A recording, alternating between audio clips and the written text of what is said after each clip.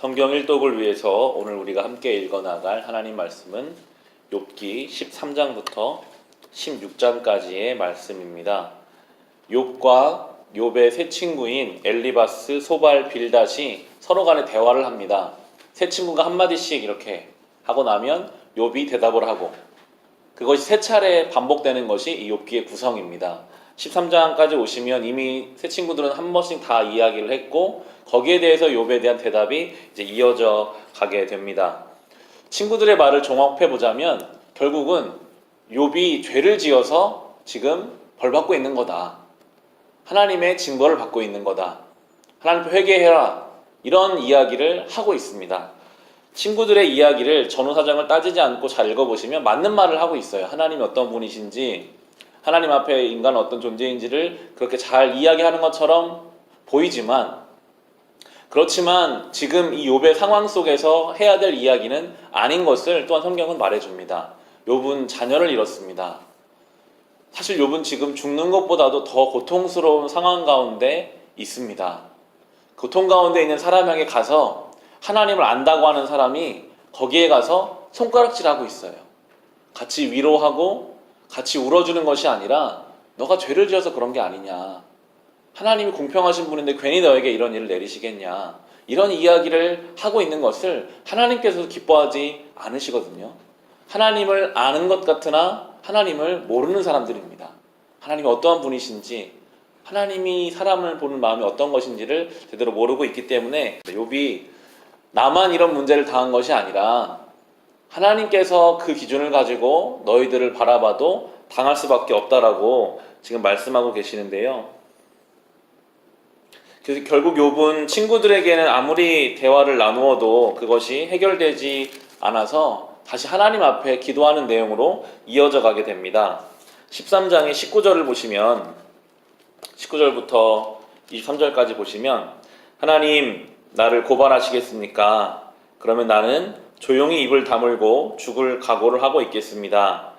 내가 하나님께 바라는 것은 두 가지밖에 없습니다. 그것을 들어주시면 내가 주님을 피하지 않겠습니다. 나를 치시는 그 손을 거두어 주시고 제발 내가 이렇게 두려워 떨지 않게 해주십시오. 하나님께서 먼저 말씀하시면 내가 대답하겠습니다.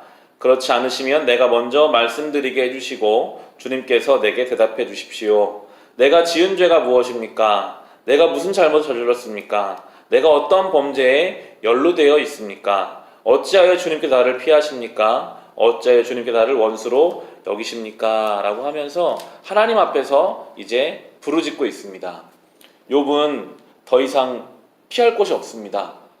그 어떤 친구에게도, 심지어 자기 아내에게도 이해받을 수도 없고요. 막다른 인생의 골목에서 다시 하나님 앞에 나옵니다. 하나님, 도대체 내가 어떤 짓을 했길래 이러한 일이 나에게 벌어지고 있는 것입니까? 하나님이 좀 대답해 주십시오. 하나님이 좀 나를 이해시켜 주십시오 라고 기도하고 있고요. 결국에 가서 나중에 욥기 결론에 가면 하나님이 욥에게 대답해 주시고, 결국 욥은 한 차원 높은 신앙으로, 더 깊은 신앙으로 나아가게 되는 것을 우리는 볼 수 있습니다. 욥기를 23장부터 오늘 본문이 16장까지 읽어보시면 욥의 이 절절한 고백들이 담겨 있어요. 얼마나 고통스러운지, 그 가운데 얼마나 자기의 연약함을 하나님 앞에 고백할 수밖에 없는지, 하나님 앞에서 억울하면서도 또한 인간의 연약함을 고백하고 그러면서도 하나님의 도우심을 구하고 있는 욥을 우리는 볼 수 있습니다. 14장 1절과 2절만 보셔도 이렇게 인간에 대해서 이야기하는데, 14장 1절과 2절에 여인에게서 태어난 사람은 그 사는 날이 짧은 데다가 그 생애마저 괴로움만으로만 가득 차 있습니다. 피었다가 곧 시드는 꽃과 같이 그림자같이 사라져서 멈추어 서지를 못합니다 라고 하면서, 그렇게 많은 재산을 가지고 있었고 나름대로는 신앙생활을 잘하고 있다고 생각했지만 한날에 하나님이 치시면 아무것도 아니구나 하는 것을 욥은 깨달아 가고 있습니다. 그 가운데 하나님이 가르쳐 주시는 것들을 배워가고 있어요.